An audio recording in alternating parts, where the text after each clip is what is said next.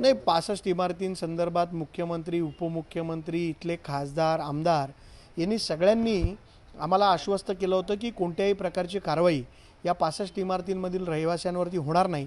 परंतु उद्या असं कळतंय की या 65 इमारतींपैकी समर्थ कृपा जी बिल्डिंग आहे या बिल्डिंगवर उद्या कारवाई करण्यासाठी मोठ्या प्रमाणात पोलिसांचा फौजफाटा आणि महापालिकेचा फौजफाटा जाणार आहे.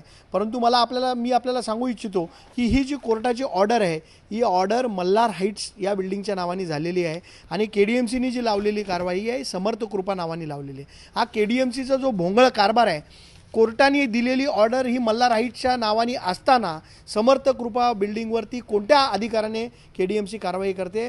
माझी KDMCच्या प्रशासनाला विनंती आहे, उद्या आपली कारवाई आपण रद्द करा, नाही तर मोठा गोंधळ या समर्थ हाईट्सच्या समोर शिवसेना उद्धव बाळासाहेब ठाकरे या पक्षाकडनं होणार आणि सत्ताधाऱ्यांना आम्ही जाब विचारणार नाही. आता मला तर असं वाटतं की काही लोकांना जबरदस्ती वाचवण्यासाठी हे केलं जात आहे. ज्या बिल्डिंगचं नाव, ज्या इमारतीच्या नावाने कोर्टाची ऑर्डर आहे त्याच्यावर कारवाई न करता या समर्थ कृपा म्हणजे या बिल्डिंगवरती कारवाई करण्याचं काय कारण आहे? या बिल्डिंगमध्ये SBI, city bank, Kotak Mahindra अशा बँकांमधून लोन झालेले आहेत फ्लॅटचे. लोकांची फसवणूक झालेली आहे.